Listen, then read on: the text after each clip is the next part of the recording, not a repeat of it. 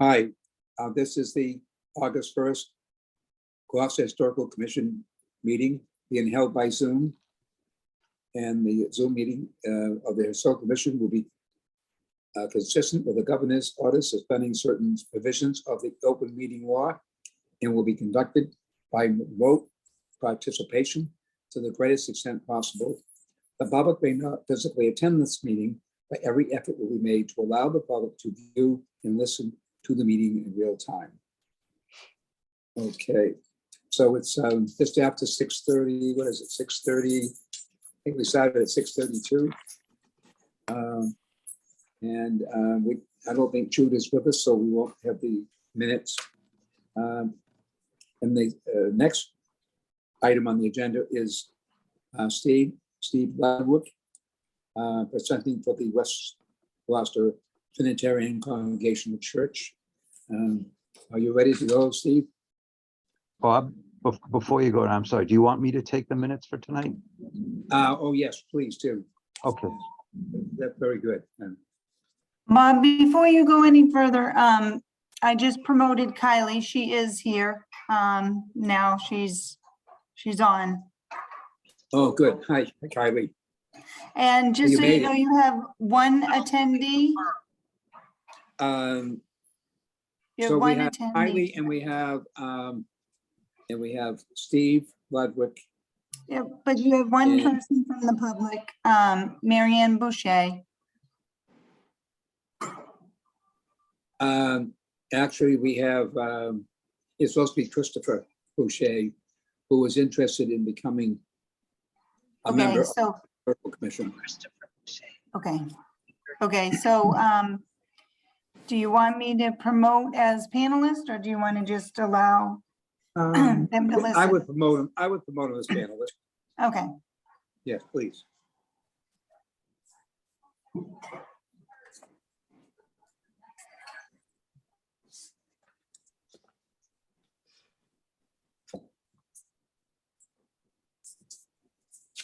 Excuse me, I shouldn't be a panelist. I'm just here to view the meeting. I'm Okay. not associated with Chris Boucher, but thank you. Oh, okay. Thank you. Right. I was expecting he might be coming in. And I don't see, let's see. No, I don't see him there. Okay. All right, we've got that cleared up. Thank you. All right, so now you're on, Steve. Can you hear me okay? Yep, I hear you fine. All right. Hi, Bob. Hi, Hi. everybody on the panel. My name is Steve Ludwig, and I'm a member of the West Gloucester Trinitarian Congregational Church. I'm acting on behalf of the church as the spokesman for asking for a grant, a historical preservation grant to help with the building itself to stay in its proper position. It's got a lot of great bones, but the idea that we're asking for the church for some of this money, the biggest thing is people wanted to know on the last panel if we're actually registered on the Massachusetts Historical Commission, Massachusetts Cultural Resource Information System, and we are. Let me, if I would please, how do I share this? I want to share my screen. How do I share that? at the bottom of the screen, do you see in the middle, Yes. there's a share screen? I do. Okay. You just click on that and then it gives you options of which screen that you want to share. Oh, well, terrestrial host disabled attendee screen sharing. Is that Bob?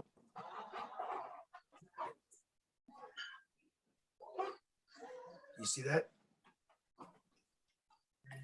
So on my screen, it says host disabled attendee screen sharing. Bob, did you want me to share my PowerPoint? What? I'm sorry, again? Did you want me to share my PowerPoint? Yes, yes, please. Okay, it says here on my screen that the host has disabled the attendee screen sharing. Right. Can you- Shelley, can you, Yep, just give me a second. okay, Thank you.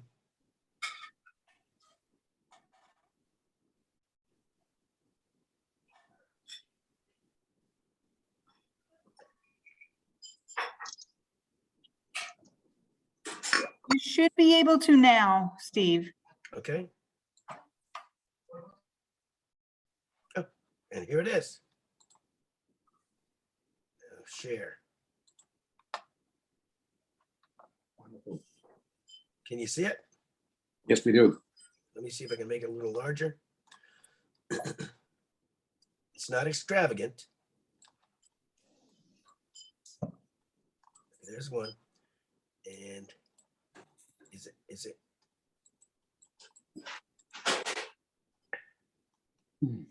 Well, I don't know why it got so small, but as long as you can all see it, okay? And the first thing is the fact that it's a historical building. Steve, there's a slider in the very bottom of your, yeah, right there. If you bring that up, that should increase it so we can see it. You're the best. Okay. Thank you There very you go. much. You know, I'm gonna get the hang of this. So thank you. Here, if you can see this, the address is 482 Essex Avenue. We have 4 properties adjacent to each other, and the church postal address is 488 Essex Avenue. The building was built in 1834 by Charles Nelson. It's a Gothic revival, the Greek revival style, and the significance is the architecture. It's a religious architecture. The building started out as just this individual one, as I can try to prove it here. Too much. There. Now it's too small, but there it is. And that was the original structure. It's since, from the first pastor, has become a sprawling building. The sprawling building is not just used for religious purposes. In fact, one of the mainstays is that we have the vestry is used for meetings for the CODA, for Codependents Anonymous. They use it for, they have knitting classes in there in the wintertime. We've had several presentations by several groups of people, one of which is the Stop Handgun Violence. John Rosenthal gave that one. And so the church is more than just a church for a Sunday. Chelsea Berry gave a concert here, the Christmas concert last year, right here in the church. Outside the church, there's several properties that we, or areas around the property that we use for racial and justice. And we have, pardon me, I'm a little nervous. We have meetings out there and in the evening where we can gather around and have discussions freely about such topics. One of the first subjects that they, actually the first one was the Cape Ann Slavery Project, which was at the Cape Ann Museum for a while. And we had the authors of the book come visit and gave their story. It was fascinating. So the church is more of a center point as it was originally intended back on Thompson Street when it was first started in 1713. But that's the idea. We have some issues that need to be fixed on the building itself. The sanctuary is fine, but they needed to prove that or verify that we had that the church was indeed a historical property, and it is. If that helps right here.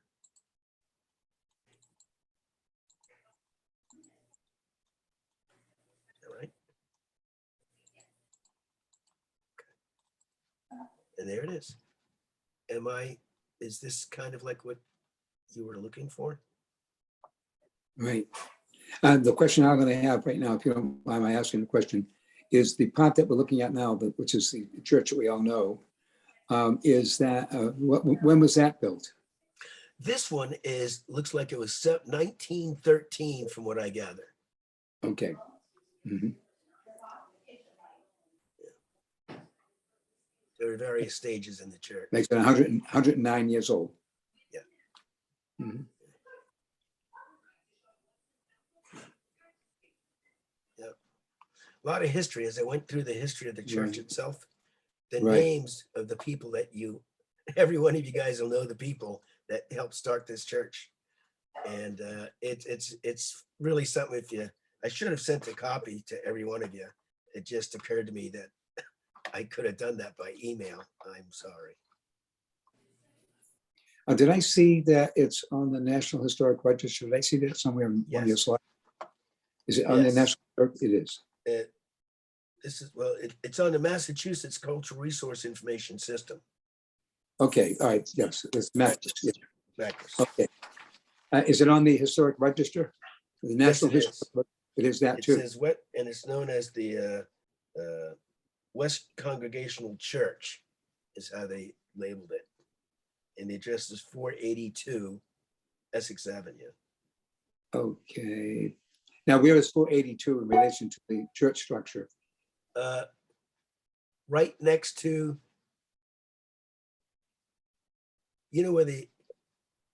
right there, when you first drive from the highway going towards Essex.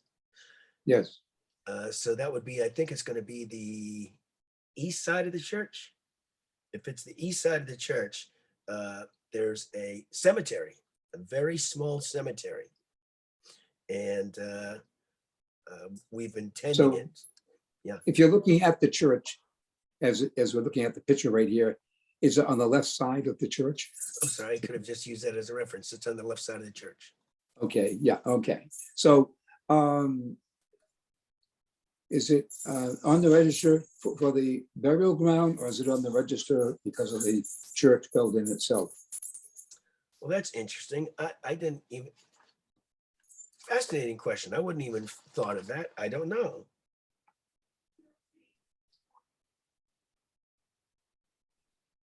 The cemetery that's most related to that particular church, because, when you come into the church, there's a lot of old gravestones on the walls that have been preserved, is Second Parish Cemetery.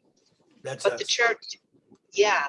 And then the cemetery that Steve's referring to on the left is more of a family cemetery, and that's also on the church property.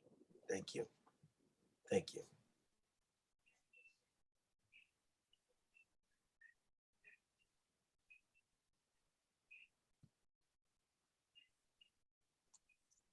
Okay, anything else you wanted to add, Steve? Just as far as history goes, it's pretty neat. When I was looking all this stuff up, the discoveries that I made about it, and I just found it pretty interesting that how it all started, going from Gloucester to get over to West Gloucester. They didn't want to have to spend money to spend a penny to go on the ferry to get to church every Sunday, and it cost 2 pennies for a horse to go with you. And so they decided to establish a church over here to make it a little easier. There was another church, the first one, I think it was in Annisquam. I'm not sure. And that was in what year? 1712, but it wasn't between 1712 and 1710 and 1713. Mhm. And 1712 is when they established the church, but it wasn't really, they didn't have anything erected until 1713. Oh, that's interesting. Okay, very good. Well, I think we actually have enough information here. I'm going to put this up for discussion with the members of the Historical Commission and see what they have any questions and what their thoughts on this is. But initially here, I would say it looks very potentially eligible for historic status as we give our opinion on that. So as a commission, but we're going to hear from the other members and see if that's really where we are. Okay, who would like to start the discussion? Anyone here? Kat, this is Sandy. Can I ask a question? Right? What is the, hi, Steve, what is before our commission right now? What is the ask of the I commission? want to say something. How do I, where's the mute? and Well, the- what we're looking for is to Oh, I'm not yet. some kind of proof that it's a historical site. Because it's a historical preservation grant that I'm looking for. And so one of the things is to come before this committee to lend credence to our proposal. Okay.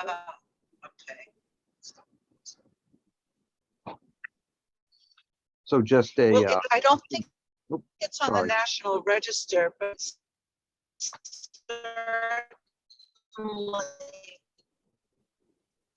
it's certainly a historic place. It certainly is. The code is GLO.1061 on the Macris map. Yes. Okay. It's definitely on Macris. It is on Macris. I think I thought Bob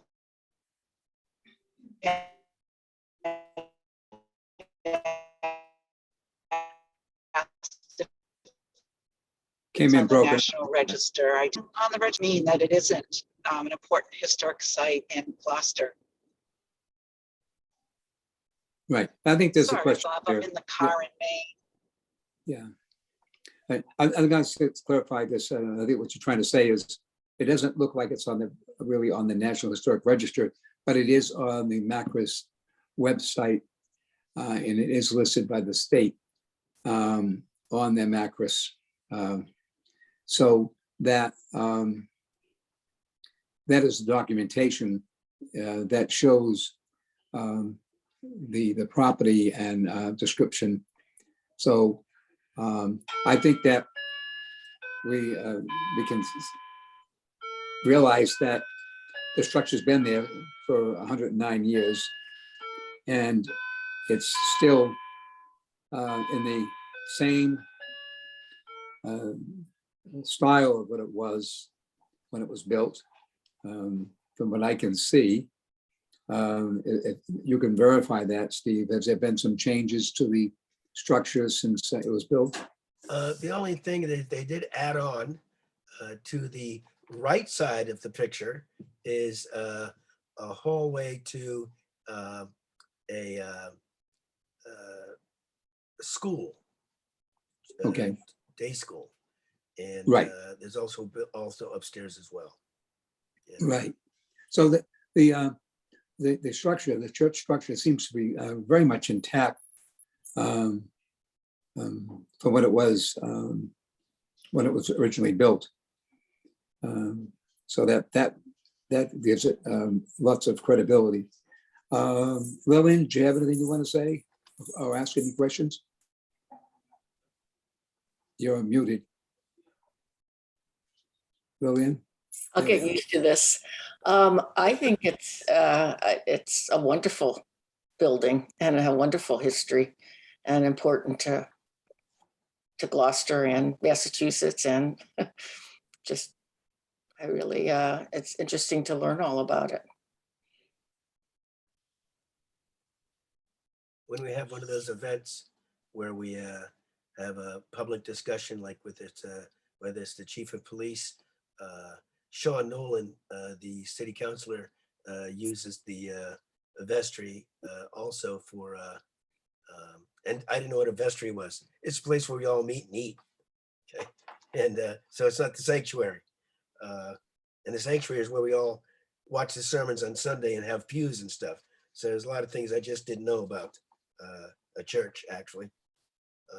But Sean Nolan uses it, and for his council meetings. I mean, to meet the ward people in his ward. Very good. Yeah. Ralph, what's your thoughts? Yeah, I mean, certainly worth putting an effort to preserve it, absolutely. I'm just curious, is the current building the one built in 1909, did you say? I'm sorry. Yeah. Was 1913. 1913. is that the exact same location as the original building? It was actually actually, if you take a look at, it might be closer to the burial ground where it originally stood in 1834, Okay. and they moved it to where it is now. Right. But the building that's there now was actually constructed in 1913. It's not the Correct. same building back from the 1800s. No. Right. Right. Well, I really, I just curious if it maintained its location. Sounded like it did, just drifted a little bit. Yes, Right. no more questions. Right. Okay. Susan, you have any questions or thoughts? You're muted. Well, I'm not familiar with the building, but I certainly think it's important historically, and it's a community center. It sounds like an important building within that area, and with a lot of history in its 100 years. So yes, I'm behind supporting it. Thank you. It is a Paul Revere bell, by the way, that I get to ring every Sunday. Oh, is it really? Yeah. Wonderful. It's They pretty stripped a lot of wire off the Romex to make that. neat. Anything else, Susan? No, I just think it's impressive with the Paul Revere bell, as is the Unitarian Church here in central Gloucester. Right. United, and the one in there's one in Rockport also. No, the Gloucester United Methodist Church has one as well. They moved that one from Rockport. Nice. Yeah. I like bells and lighthouses. Right. Okay, I guess everyone that's here has had their say. And looking to see, we have 1, 2, 3, 4, 5. Okay, that would give us a quorum. So does anyone, I guess the discussion now is over. Anyone have any more comments on that?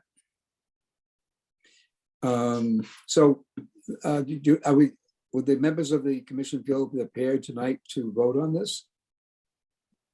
Yeah. Okay, would somebody like to make a motion?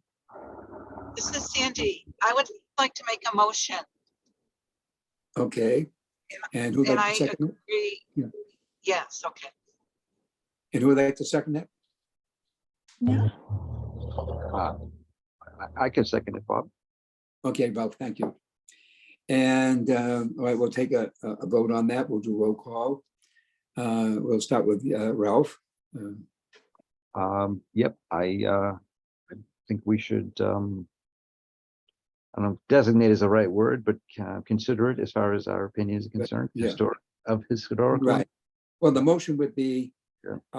that we recognize the West Gloucester Congregational Church as a historic structure and is worthy of historic designation. Okay, and so you're voting yes, is that Yeah. correct? Yep. Okay, all right, Lillian? Yes, I think I totally support it. Okay, and Susan? Yes, I support it. Okay, and Sandy? Yes, absolutely support it. Okay. And I'm Bob Whitmarsh, and I also support designating it as significant historically. Okay, so that's great, Steve. You got that in your, you got past that, so you're good for that. Yeah. And good luck with Thank the CPC on receiving a grant.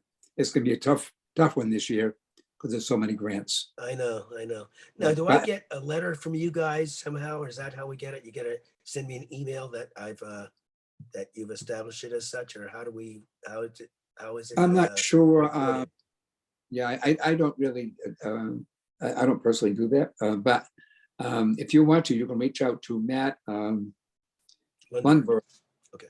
And see what he has to say. Well, obviously you'll be notified, probably both by email and written, but I'm not sure how they really do that now. Alright. So I would ask him. Okay, Great. great. Thank you very much, Okay. everybody. I appreciate the time you spent with me. And Bob, I'm glad that your house is saved. That was a heck of a fire. 9 acres, Bob. Oh, yeah. Yes, and you're not too far away yourself. I'm on the other side of you. On Yeah, the other side of Pools Hill. yeah, you were on the side without the smoke. Right. Yeah, we didn't get the smoke. It blew your way. Sorry. It did. I'm sorry. Yeah, that's right. You take care. Okay. Thank you very much. Very everybody. good. Okay, Have a nice Yeah. day. you too. Thank you. Thank you. Okay, the next item has to do with the Community Preservation Committee.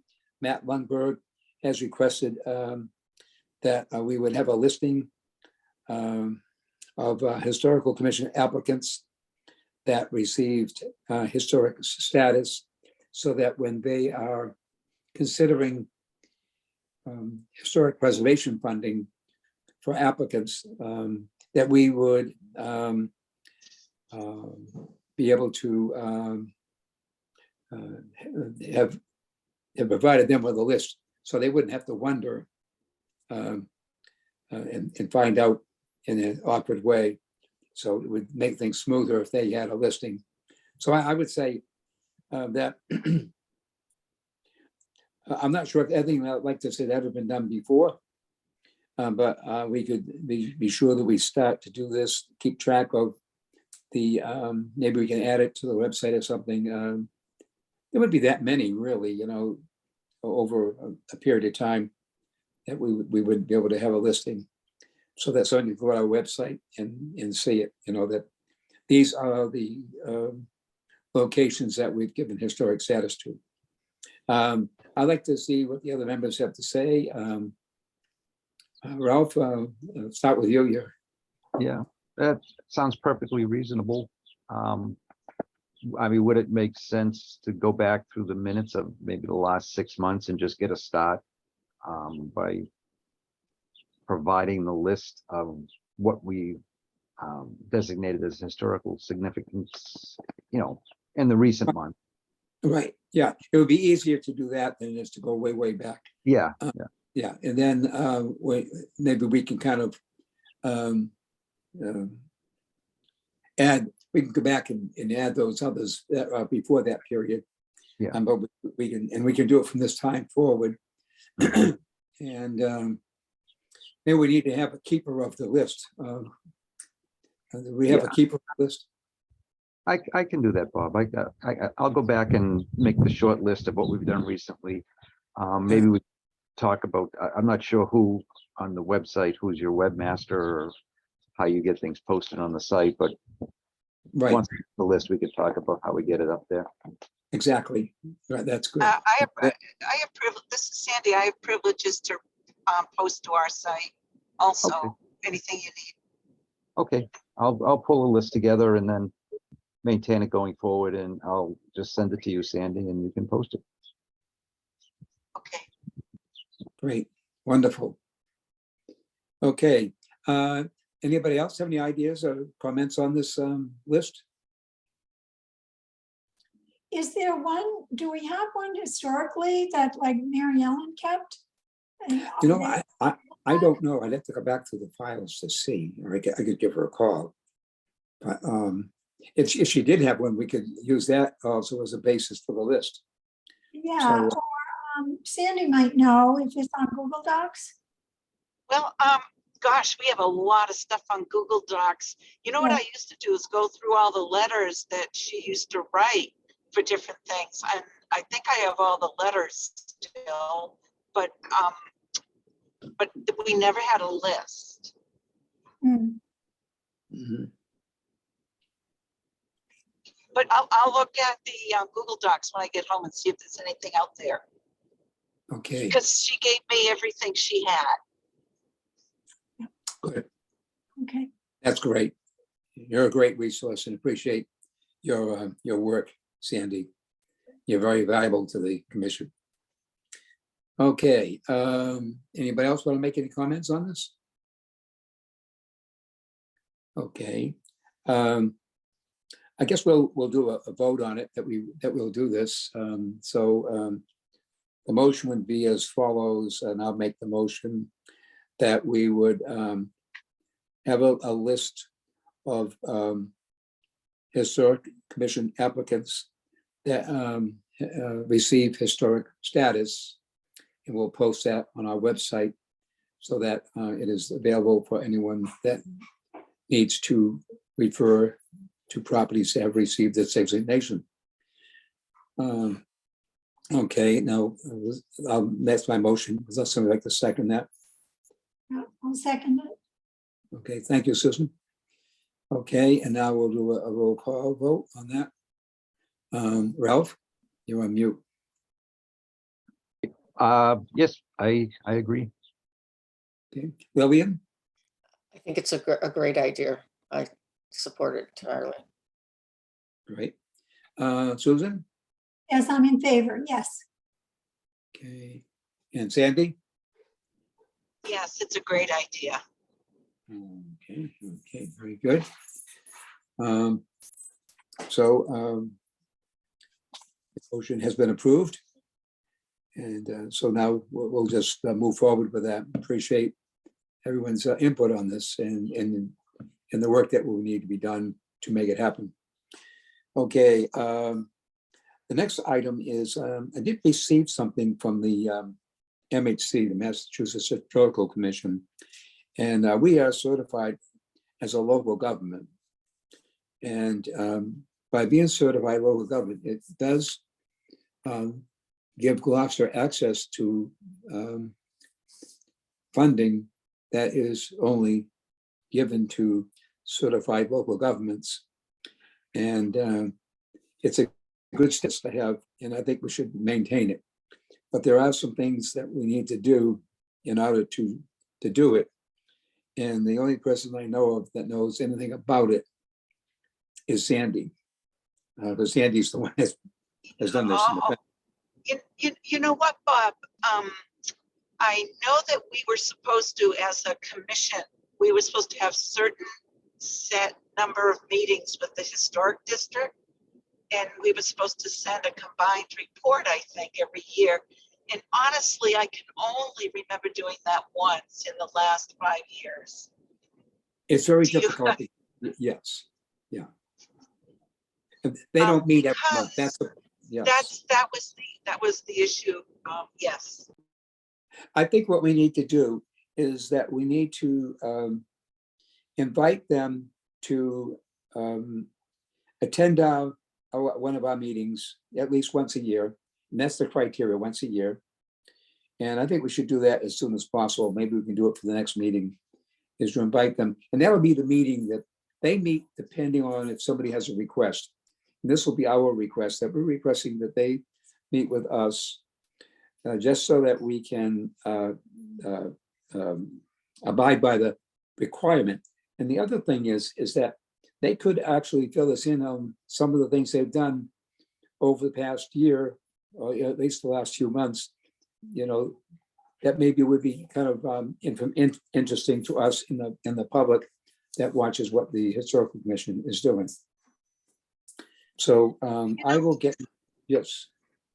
Well, I used to pull that status report together, and I would go through the historic districts minutes to pull out the addresses of the Yes. historic properties. And that was pretty easy, but what ended up happening is that they didn't always post their minutes. But I think there's a lot of new members on there now since, you know, and maybe they're better about their minutes. Right, okay. Could you look into that and see, Yeah, I'll see if the agenda ratio to minutes ratio matches now. right, that Should would be be. 1 to 1. Right. And so David Porper, I guess that would be a key person to be in touch with. He's the chair. Is that correct? Was the last time we tried to get the minutes. He was like maybe 3 years ago, Right, but that's not hard to look that up. right. Okay. So if you could look into it and kind of sort it out, and maybe we'll wait until you report back on the next meeting, and then we'll unless you feel we can move faster, depending on when we decide to have the next meeting. But we should move along on that.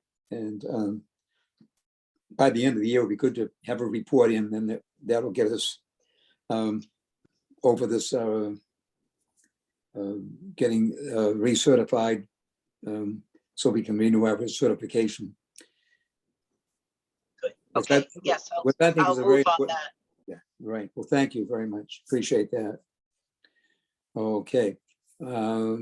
I guess we'll move on to the next item, which will be the update on the sign for the green. I have to apologize.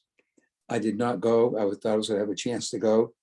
I didn't go and look at the sign to see what it looked like, and kind of like review where it was going to be placed and all that, and then check to see what it would take to get it erected over there on the green, which is right near the Rotary, right near Ashland Place. That's the street right off of Washington Street. That's the first street on the left as you come off the Rotary. And that's on that green.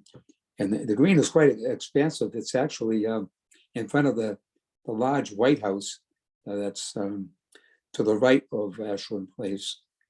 But there's also a part that goes toward 128, where there is a large rock with a plaque on it, which we had moved to a more conspicuous location, and had it facing out rather than facing up, where facing up tends to get a lot of debris on it. And it was kind of hidden in the back, so we moved it out toward Ashland Place, and now you can actually see it as you're driving into Ashland Place on the left. So I will see about that sign. That'll be my little thing. And Ralph, you're welcome. You also expressed some interest on this, so you're welcome also. Have you actually gone down to see the sign? Sorry. You- No, I haven't. Okay. Yeah. Are you available most of the time? Are you around? Well, I work, but I work from home, so I mean, we could find some time. I Right. can send you some open spots and we can pick one Okay. a couple of weeks. Yeah. Over the next week or two. Okay, There's no real emergency now. We just like to do it for the next meeting, so we have something to report on. Yep. And I think you and I will go together. We'll have ideas, which would be nice, and we can report Well, back. What's that, Sandy? when I went down to try to look at the sign, now where I'm saying like 2 years ago, maybe a year ago,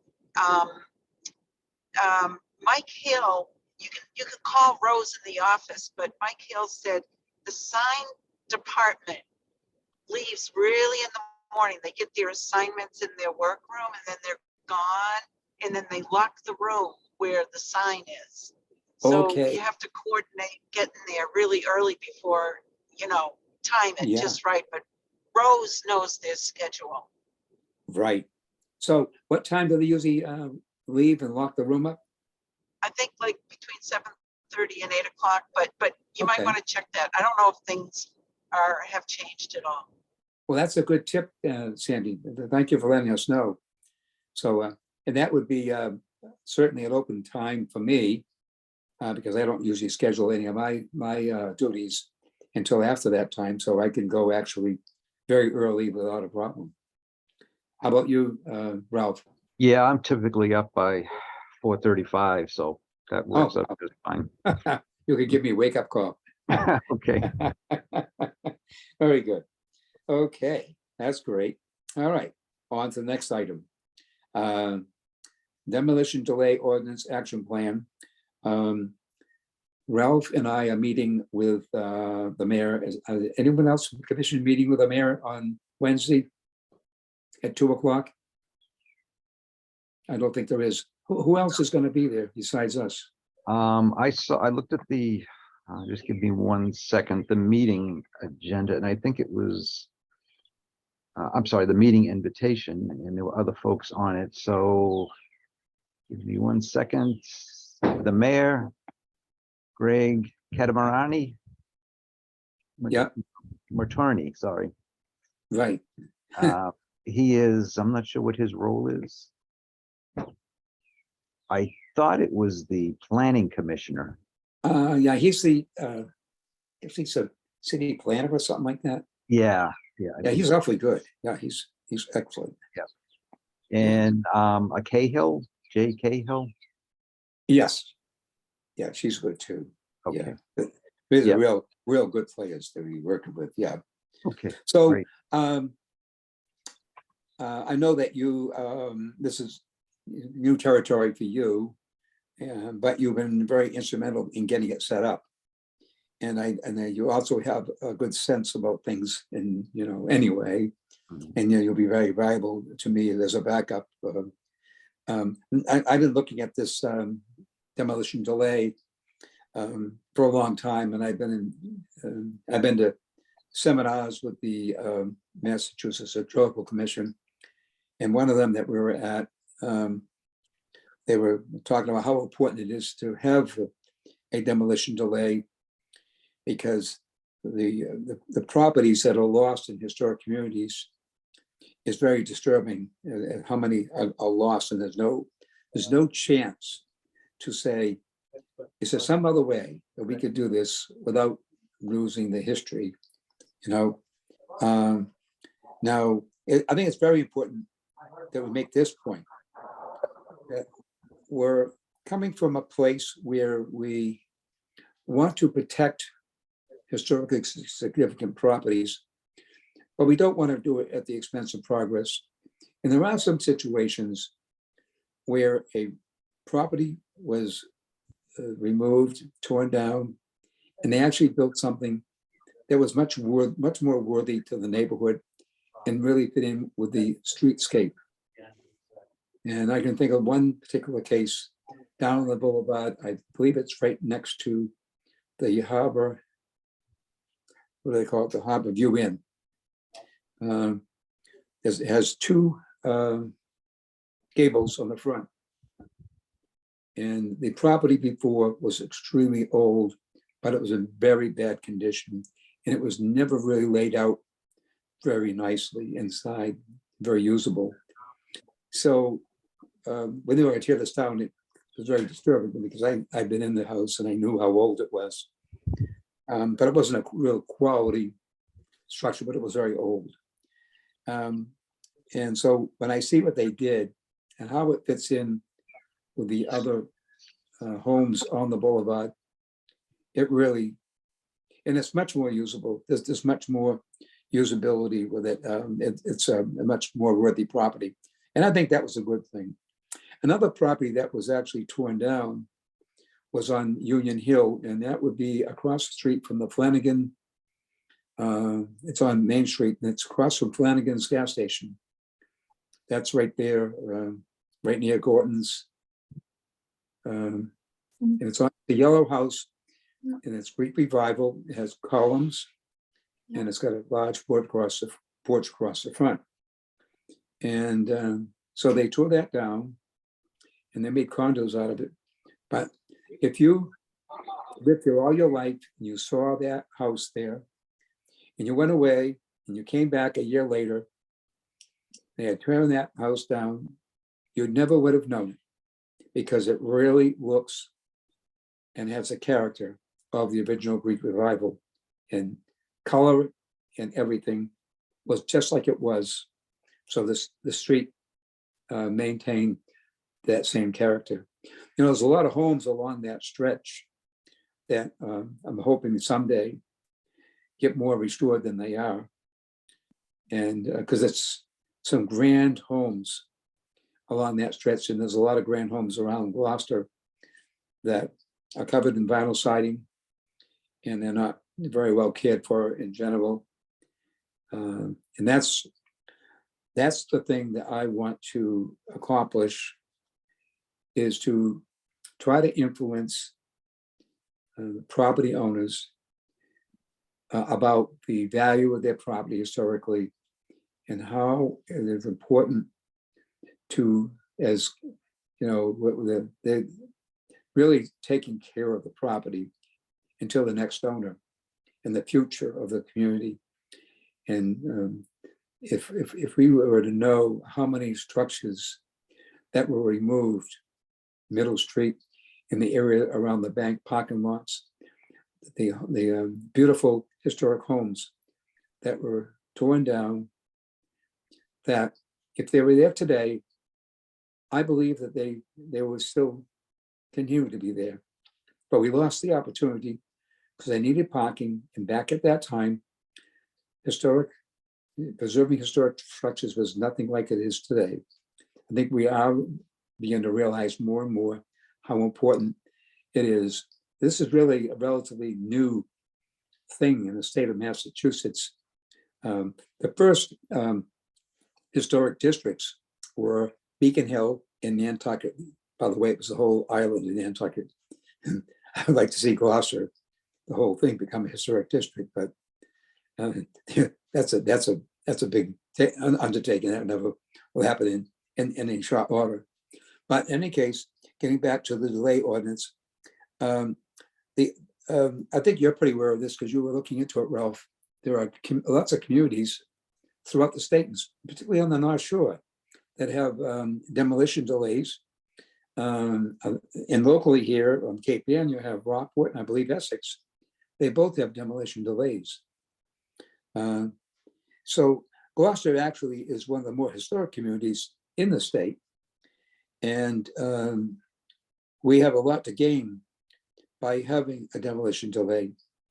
And I believe that a demolition delay, we can actually document this from other historical commissions, where they haven't really stood in the way of a property owner that would like to do something with their property. The purpose of this is not to add a problem. The purpose is to give another look before you tear it down. And so I think a good start for a demolition delay would be 1 year. There are such things as 2 years and probably 18 months. 6 months is the shortest one I know of. But I think a 1 year delay would at least give us a chance to have them come before the commission, and we can decide right at that point that we have no problem with the property being torn down, because we realize for whatever reason that it's not you can't save it, it doesn't have enough utility, and it does need to go, you know. And I mean, we are people who are looking out for the interests of everyone, including the property owner, who like to do something. And I like to think we're a resource where we could actually give our ideas to a property owner that wants to do something, and that we might be able to add value to what they're doing or save them expense. Now, there was a contractor out, I think around Natick. This is a story I got from one of my seminars, that a developer had a property and it had a house on it And the house was very old, it was historic. And this town had a demolition delay. So when he put in to demolish the house, they denied him to immediately to tear it down. So it's under demolition delay. So they made a deal. The deal was that they would let him do what he wants to do. They would give him a variance because he didn't have the right amount of access to the property. And if they built two more, then they would have enough access for the first house. So they gave him a variance. And so he kept that house and he remodeled it. He restored it. And he built two new homes, gorgeous homes. He thought those homes were going to get more money than the original home. Well, the home that got the most money was the one they didn't tear down. So he actually made some money. It didn't cost as much money to restore this house as it would cost to tear it down and build a new one. So that's a success story that it's not always a problem that is created by a demolition delay. Sometimes it's a solution. So that's the kind of thing that we want to stress. And I think that there's a lot of sentiment for the demolition delay that we didn't have in the past. So I think there's a good chance that we can get this through. And there must be a good reason why so many communities do have demolition delays. And the thing that we like to really probably do is to go to all these different communities, some of them at least, and get some kind of an idea of how it's working. Is it are there problems? Are people getting angry? Are the people being unduly delayed in trying to get things done? Does it work out? That's essentially the bottom line. So that's my thought on that. And so anything you can gather for ammunition, Ralph, and just off the top of your head, you probably have some good ideas.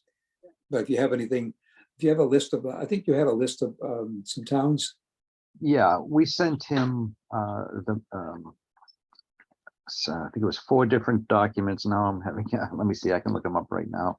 One was a list of towns. Bear with me for 1 second.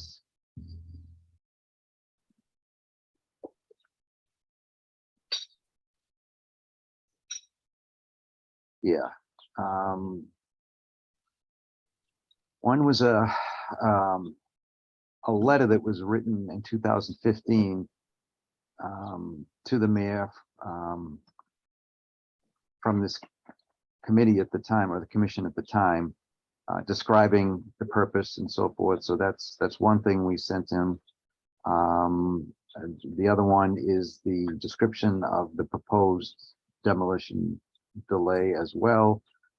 We also gave him a list of types of structures that were torn down between 2008 and 2018, and then a list of the towns that have demolition delay ordinances. So we actually pre-sent him a lot of material. Right. So hopefully he looked at it. If not, we'll have to go over it with him. Sure. As quickly as possible. Well, as busy as he is, he probably has not fully digested it. Oh, I'm And- sure not. Yes. Yeah, and we'll have to just bring his attention to it, which he's good for that. Mhm. By the way, so I'd be a little more prepared. Would it be something you could do to email those things out, or re-email them if you haven't? Yeah, I did copy you, but I will absolutely resend them. That'll be great. Yep. Yeah, that way I'll have it all together. I get so down with emails that if I don't, for me to look back and find an email is a real big problem. Yep. Okay, well, I guess that anyone have any ideas about this meeting we'll have with the mayor? Does anyone like to make a comment on this? Okay, I know if we had Jude here, he would make a comment right now. Okay. All right, so the next item here, we have always keep this on. Lillian has her hand up. Oh, Lillian, you're muted. So I just had two thoughts on the demolition permit. If one is granted, because the structure is historically significant but can't be saved, that it should be required that it be documented, photographs or whatever, so that that can go into the archives. So at least someone knows what was there, what existed there, and there's a record of it. Excellent. And That's the other thing is, I remember when Susan and I went to the Manchester Historical Society had a meeting, and there was two people there that had a company that for $150, they would research your whole house, your house's history, whoever lived in there, what they did for a living, everything like that for $150. And I thought maybe there's a way to encourage people. It's not that great amount of money to go to the extent of finding out about their house and why they might want to restore it or not tear it down, or, not alter it. Yeah, So nice information. That's wonderful. Okay, I do have I'll send it out. I have a piece of paper, listing the company or whatever. They had a handout. So I'll get that out to everybody. great. Oh, that's wonderful. That's great. That's how you ended up getting on this. So you had a great concern about things going on in your neighborhood. Yeah. And speaking of that, there's a property on the corner of that's away from you as you coming down from Rocky Neck, and you're coming around the corner there by Niles Beach's house on the corner. The Gatehouse Lodge. No, the one across from the gatehouse. The Is that gonna be- Zackus property. The Zackus property. Yes, that's exactly right. Zegas property. Okay, yep. Is I that- don't know that- what they're doing with that. They have a demolition permit, but I don't see that they're tearing it down. I don't really know what the plan is. The plans changed. I've seen the plans. The neighbors got together and they hired a lawyer and they changed the original plans to a more attractive building. And I thought it was approved, so I don't know what the holdup is. Okay. That sounds encouraging that they got the input from the neighborhood.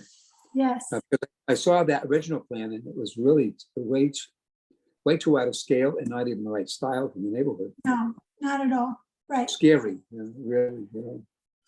Okay, well, that's good information, Susan, too. Great. Thank you for letting us know that. Your ears to the ground pretty nicely there. You know what's going on. Okay, the next item would be as I have this on there every week, and I have to remember myself, be looking out for properties, the candidates for not only the properties, for anything. It could be a book, any other category that promotes historic preservation. And there's a house on Washington Street. It's not too far from the Azorian restaurant. It's across the street on the corner of Commonwealth Avenue. It's a large house. It looks very large. That was built, I think it was around probably the 1920s. It might have been built before that. It could be as early as 1900. I'm going to be meeting with the owner sometime in the near future, and I'll get some details. But I really feel that they really have saved this house. It never looked really proper, and it got worse as the years went by, and never looked good from the street.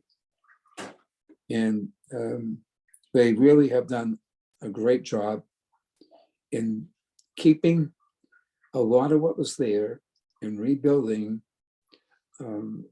enough to give a good appearance on the street. And it's done very, very tastefully.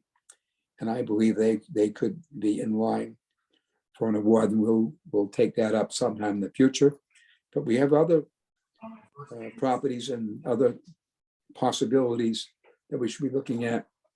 And I don't know when we would do an award ceremony, but I would think that we would try to limit it to not as many as we've had in the past. We've had, like maybe a dozen or more.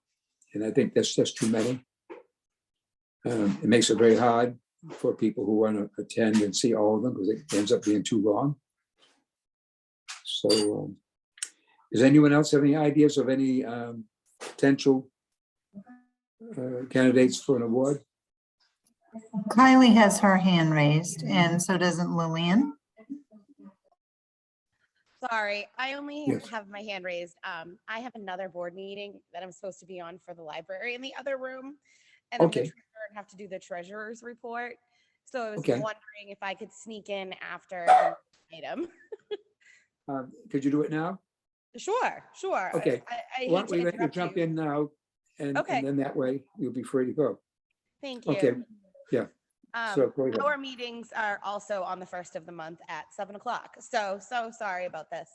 The reason I'm here tonight is because the Magnolia Library and Community Center is in the process of having an application moving forward with the CPC for some new windows, doors, and a bulkhead. The question came up during a site visit if our proposed design for a new bulkhead is historically appropriate for our building. So I'm going to share my screen really quickly here, and I can tell you, let's see.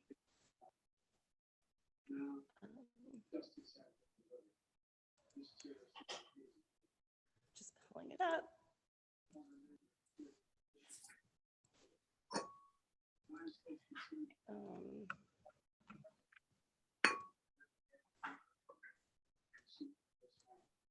Sorry, I have a bunch of different windows open.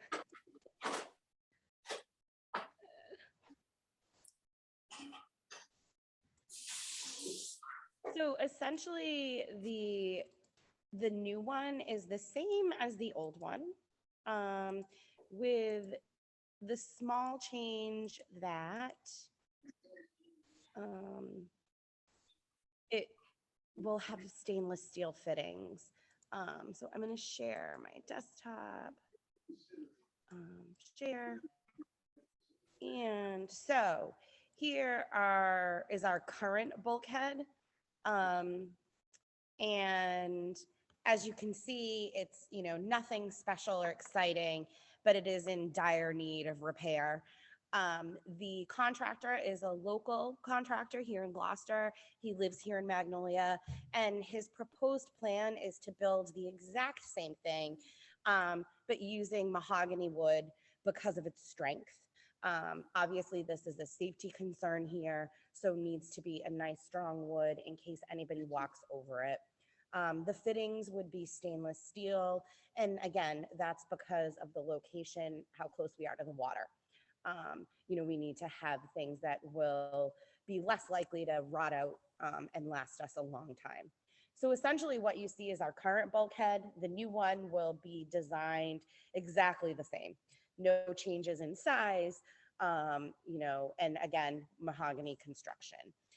So I personally did a little bit of research, and it seems as though bulkheads didn't really even exist when the building was originally built. When you open that up, it's just kind of a hole and then the original cellar door there. That clearly is not a safe scenario, so we would continue to need a bulkhead. We think what we've chosen, combines fiscal responsibility with not going too over the price, a price point, but also stays in line with the building's design.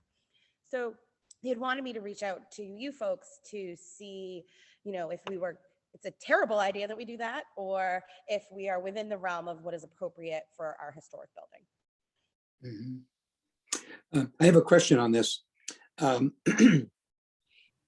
Would you say that, how long have the bulkheads been there? When's it there then? I mean, the one here now is over 40 years old. Okay, It's not even on the hinges anymore.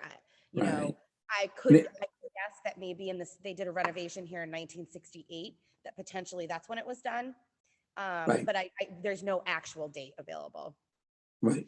And bulkheads are used for a reason, for what you had said, is that, is to, is to make a safer situation and add better security for the building. And also you would usually have stairs going down inside the bulkhead. And living in the climate we do, if you needed to get into the lower level there, you need to have something to protect those stairs from being covered with ice and snow. So if you had to get in there during an emergency. So it's I believe the bulkhead serves a very important purpose. It may not be particularly interesting in of itself, but it's so important to have so that the building is kept safe, and it tends to preserve the integrity of the building. I think it's very functional, so I think that's a plus. Any other comments? We have Ralph, you want to make a comment on this? In my opinion, I think it's perfectly appropriate to replace it with stainless steel. Yeah. Yeah. Yeah, the hardware will be stainless steel, yes, absolutely, yeah. Right. mean, Lily, No, I was What's just that? gonna say if, I mean, if it bothers you, you could always paint them black, but I don't think it. no, it's gonna be wood, it's gonna be mahogany with the hardware will be stainless steel. Right, right. You could paint this stainless steel black, but I mean, I don't Yeah. think it matters. Okay. Right. Okay, Lillian? Your hand was up, you're muted.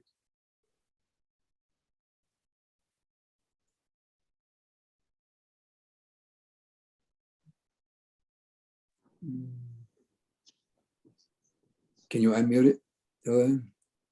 Yeah.